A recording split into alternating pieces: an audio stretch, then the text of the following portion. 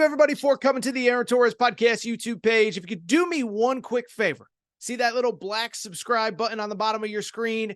Go ahead, hit that little black subscribe button. Really does help this channel grow, my audience grow, and I appreciate it more than you know.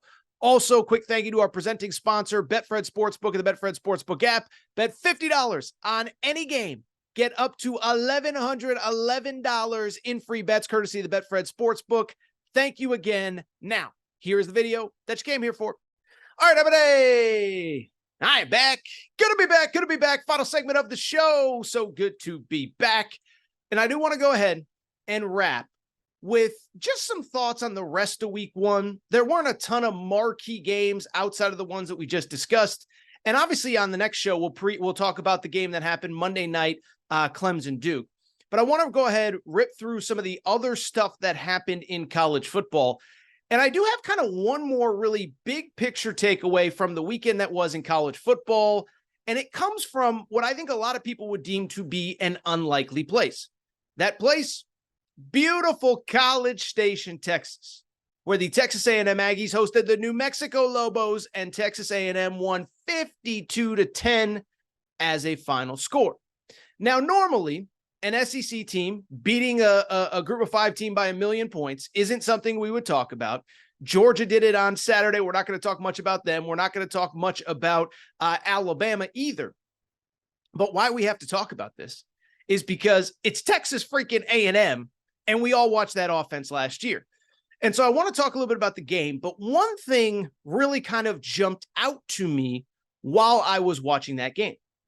And it was this, is that we have spent all offseason talking about the Jimbo Fisher, Bobby Petrino dynamic in one specific way. I think everybody knows Jimbo Fisher was the play caller. The offense was terrible last year. He gave up those duties and hired Bobby Petrino as his offensive coordinator. I bring it up because all offseason, anyone, including myself, I'm guilty as anybody, so I'm not trying to place blame on others. But all offseason, all we talked about was the idea of what happens if it goes wrong? What if the egos get in the way? What if Petrino and Jimbo Fisher can't see eye to eye? So it's only one game. I don't want to overreact, and they will certainly have a much tougher competition coming up starting next week at Miami.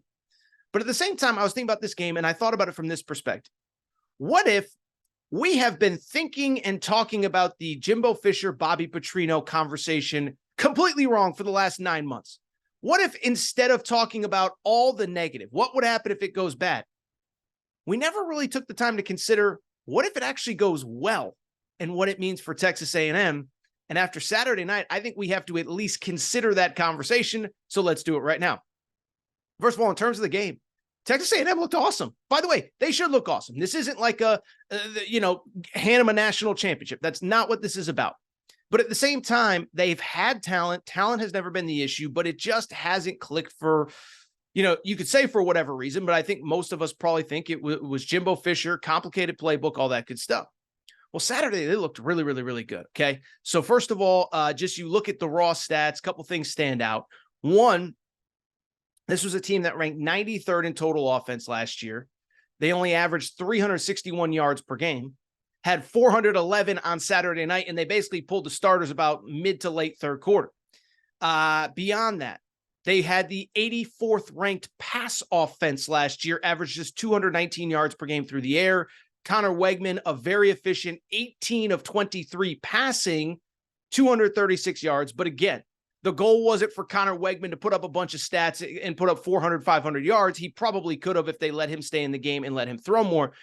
And then I think most importantly, or maybe of equal importance, Bobby Petrino has talked all offseason about his whole offense. The offense is nothing special. It's get the ball to your best players and let them make plays. Well, Evan Stewart, the number one recruit in the 2022 class at the wide receiver position, last year didn't put up the stats he wanted. There was a lot of talk. Is he frustrated? Could he possibly transfer? Whether that was actually true or not, I don't really believe it was, but 8 catches, 115 yards, 2 touchdowns for Evan Stewart, 6 catches for Noah Thomas, another high-profile wide receiver. And I think most importantly, the most important stat is this. Again, they put up 52 points in a win over, 52 points in a win over New Mexico. If this was Ole Miss, if this was Bama, if this was a lot of other teams, we wouldn't talk about it. But how about this first stat? In 12 games last year, Texas A&M didn't put up more than 40 points in any game. So in game one, under Bobby Petrino as the play caller, to put up 52 points was a positive. Remember, this was a team last year, 31 against Sam Houston State, 14 against App State, 17 against Miami. I'm not going to go through the whole schedule. 20 against Bama, 24 against South Carolina, 10 against Auburn. So, by the way, 20 against UMass. So for them to put up 52 points, I think was a totally positive sign going forward. Again, to be clear, don't want to overreact. Don't want to make this into something that it isn't. But you're looking for positives in week one, and this was it. Lastly, let me say this. I was thinking a lot about this, and it goes back to what I said at the beginning. I thought to myself, and I mentioned this, I go on Texas Radio every Thursday morning. Texas Radio, popular radio show for Aggie fans, hosted by David Nuno, good friend of mine, great at what he does. And I mentioned this to him. I said, what if we're thinking about, again, what I said a minute ago, what if we're thinking about the Bobby Petrino, Jimbo Fisher relationship all wrong, right? And what if we're just having the wrong conversation? Because all offseason, all I heard was, what if it doesn't work? Think about everything that's at stake. And we only talked about it from Jimbo Fisher's perspective. If Jimbo Fisher doesn't give up play calling, if he doesn't give up the offense, if he doesn't get more hands off, the offense is going to be a disaster, the team's going to be a disaster, and he's going to get fired. And that's all still true. I'm not denying that. But what I think that a lot of people maybe probably haven't fully conceived or perceived, there's a lot at stake for Bobby Petrino to see this offense have success as well. Like, I think everyone's just like, well, if it doesn't work for Jimbo, he gets fired. And then Petrino goes somewhere else. Well, think about Bobby Petrino. This was a guy. He has coached in the NFL as a head coach. He has coached a Heisman Trophy winner in Lamar Jackson. He has coached a team that was in the top 10 at Arkansas, won big games, won, whatever. You get the point. This was a guy that last year had fallen so far down the totem pole, was coaching at an FCS school. This is a guy that in the wintertime, remember, he just wanted to get back to the FBS level so bad, he took the offensive coordinator job at UNLV. UNLV, he was going to be the offensive coordinator. And so everybody's talked all offseason about what if it doesn't work for Jimbo Fisher? If this doesn't work for Bobby Petrino, this legitimately could be his last chance at big-time, big boy college football. And I think, listen, I don't know Bobby Petrino at all. I'm not claiming that I do. I'm not claiming I have any sort of relationship with him. But again, you go back to kind of the psyche of it all. Bobby Petrino is 62 years old, okay? And I was thinking about this as well.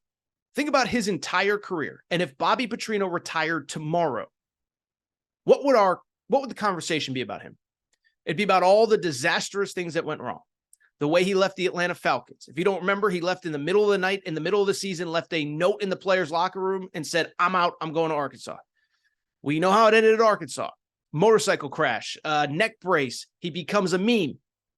Louisville, it ended in disaster after the last couple of years. And so I only bring it up to say the three memories we have of Bobby Petrino are all negative. And for him, this is kind of it. This is his last chance to prove, you know what? I'm a great play caller. I'm a great offensive mind. I can make this work.